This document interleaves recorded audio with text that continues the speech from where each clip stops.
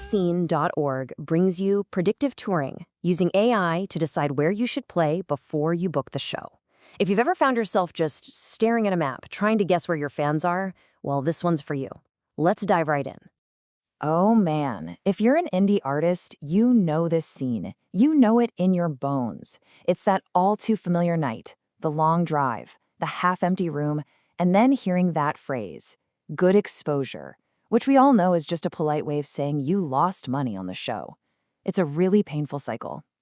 But what if that whole approach is just wrong, completely outdated? What if there's a much smarter way to plan a tour that throws guesswork out the window and brings data in? Well, that's exactly what we're going to break down. We'll look at the old touring gamble, then map out a smarter approach. We'll get into decoding your data signals, uncovering your most valuable data, and then, the best part, turning all that into a real-life route that actually works. Okay, so first things first, let's talk about the problem. For decades, touring has been this huge gamble, right? A shot in the dark based on gut feelings. And that guesswork, it has a very real cost in your time, your gas money, and honestly, your morale. Now, I love this reframing from Makeingascene.org. They put it so plainly. This old method isn't some romantic, brave struggle. It's what artists had to do, what they were forced to do when all the good data, the information about where their real fans actually lived, was locked up by labels and platforms. But here's the good news. That wall is finally starting to crumble. And that brings us to a much smarter way of thinking about this whole thing. This is about a huge shift, okay? It's moving away from vanity touring, playing the big cities just because it looks cool on a poster, and moving towards demand touring, which means going where your people actually are, where they're ready to buy a ticket. And that, my friends, is what predictive touring is all about. It's not some crazy, complicated tech thing. It's really simple.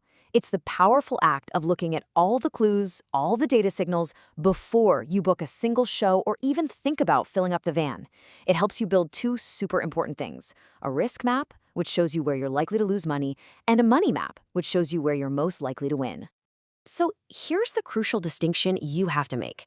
It's all about understanding the difference between attention and demand. 1 million streams in a city? That's attention. It's kind of nice, but it's passive. Now, 100 people in that same city clicking a ticket link, buying a t-shirt, or showing up to a second show, that's demand. And demand is what pays the gas bill. Okay, so where do we actually find these signals? Let's get into the nitty-gritty, the tools. We're going to look at the big platforms not as the final answer, but as a source of clues that can point us in the right direction. The awesome thing is, this data is already out there, and it's right at your fingertips. Spotify for Artists is a great starting point, right? It gives you top cities, but more importantly, it shows you how people are listening. Then you have something like Chartmetric, which zooms out and shows you your audience across all the platforms, so you're not just looking at one piece of the puzzle. And then you've got the live intent tools like Bands in Town or Songkick, which honestly are pure gold. They show you who is literally raising their hand and saying, yes, I want to come see you play. But you've got to be careful, especially with Spotify. It has traps. Getting on a huge playlist can make it look like you have a massive market in a city, but if it's all just passive listeners, it's an illusion. And this is so key.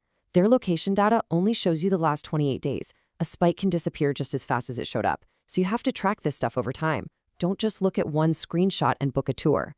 And all of this leads to the single most important mindset shift you can possibly make. You have to stop asking, where are my biggest numbers? The real question, the one that actually builds a career, is this: where do my most intentional listeners live? Where are the people who are actively seeking you out, saving your songs, and adding them to their own playlists? That's where you need to go.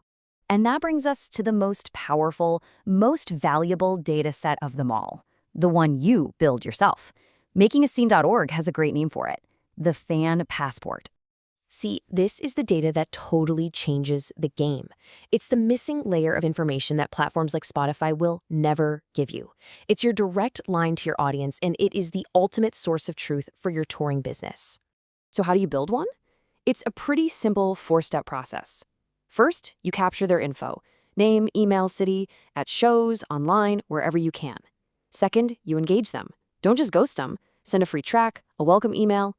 Third, you track their behavior: who's opening your emails, who's clicking links, who's buying merch. And finally, you analyze all that data to find your true, undeniable fan hotspots. Okay, so you've got Spotify data, chart metric data, and now your own fan passport data. Now what? Let's get to the final, most practical part, turning all of this info into a smart, profitable tour route using a really simple scoring system.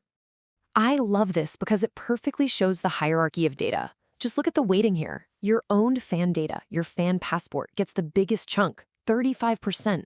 Why? Because it's your most reliable signal. These are people who have already told you they're a fan. After that comes active Spotify listeners, then cross-platform strength, live intent signals, and finally the practical stuff, like route efficiency. You're weighting real commitment over just passive numbers. So let's see how this plays out in the real world. Imagine you're a solo artist from Georgia. For you, Asheville is a yes because you can make a small room profitable. But for a full band with way higher costs, it's only a maybe, and only if the ticket pre-sales are really strong. And Chicago, it might have a ton of streams, but with weak engagement and high costs, it's a no for both. This isn't just about where to play, it's about what kind of show each city can actually support. And get this, you don't have to do all this analysis by hand in some dusty old spreadsheet. You can use AI. Once you get your data compiled, you can just feed it to a tool like ChatGPT with a simple prompt just like this one. You're basically telling the AI exactly how to think, putting your own fan data first. It's amazing what it can spit back out. Or you can get even more detailed. This prompt asks the AI to act like a tour manager, right? It creates two totally different models based on your costs. It forces the AI to rank cities by how profitable they're likely to be, not just by who has the biggest audience. That's a total game changer. So at the end of the day, here's the big takeaway. A great tour isn't just a map of where people are listening. It's geometry. It's about building smart routes around clusters of cities, respecting drive times, and booking a room that fits the actual demand in a city, not your ego. And that's what this is really all about. It's a shift in power. The artist who's going to win this decade isn't the one with the biggest, flashiest streaming numbers to post on social media. It's the one who actually knows where their supporters live. And like makingascene.org says, that isn't just better touring, that's ownership. And that changes everything. Make sure you check out the other great articles and resources on makingascene.org, the place the indie artist goes to build the new music industry.